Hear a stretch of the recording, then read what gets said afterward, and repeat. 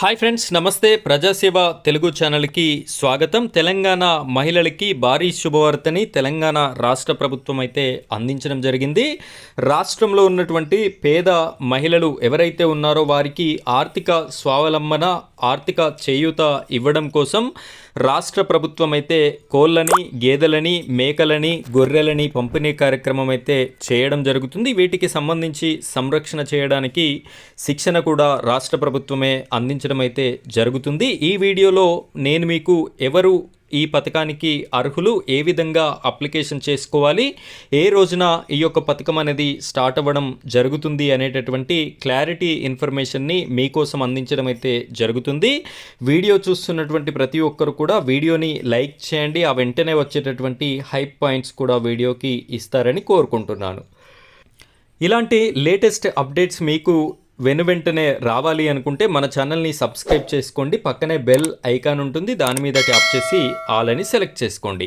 ఇక మనం వీడియో టాపిక్లోకి వెళ్ళిపోయినట్టయితే ఇక్కడ ప్రముఖ దినపత్రికలో వచ్చినటువంటి ఆర్టికల్ని మనం ఒకసారి చూసుకున్నట్టయితే గ్రామీణ మహిళలకి గేదెలు, గొర్రెలు, మేకలు, కోళ్ళ పంపిణీ అని చెప్పేసి మనకి కనిపిస్తుంది. గ్రామీణ మహిళలకి జీవనోపాధి, ఆర్థిక సాధికారత కల్పించేందుకు రాష్ట్ర పేదరిక నిర్మూలన సంస్థ సెర్ప్ జూన్ 2 నుంచి కొత్త పథకాన్ని ప్రారంభించబోతుంది. దీని కింద మహిళలతో పొట్టెళ్ల యూనిట్లు, గొర్రె మేక పిల్లల పెంపకం కేంద్రాలు, నాటుకోళ్లు, ఈము పక్షుల కొనుగోళ్ల యూనిట్లు ఏర్పాటు చేయిస్తారు. ఇక్కడ పలు రకాల యూనిట్లనైతే రాష్ట్ర ప్రభుత్వం ఈ యొక్క మహిళలతో ఏర్పాటు చేయించడం అయితే జరుగుతుంది అని చెప్పేసి తెలుస్తుంది.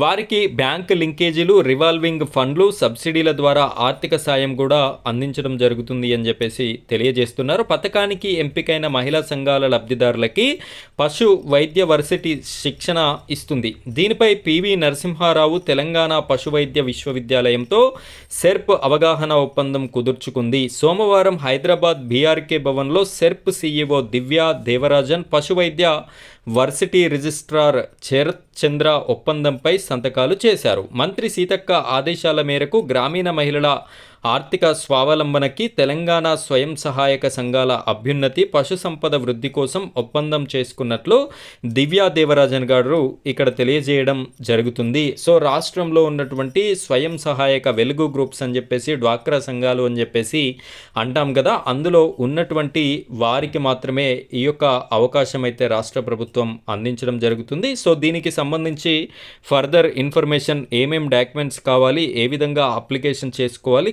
కావలసినటువంటి ధృవపత్రాలు ఏంటి అనేటటువంటి క్లారిటీ ఇన్ఫర్మేషన్ని మరొక వీడియోలో అందించడం జరుగుతుంది. వీడియో చూస్తున్నటువంటి ప్రతి ఒక్కరు కూడా ఇలాంటి వీడియోస్ ఎప్పటికప్పుడు రావాలి అనుకుంటే మన ఛానల్ని సబ్స్క్రైబ్ చేసుకోండి. పక్కనే బెల్ ఐకాన్ ఉంటుంది, దాని మీద ట్యాప్ చేసి ఆల్ అని సెలెక్ట్ చేసుకోండి. Thank you friends, thank you very much.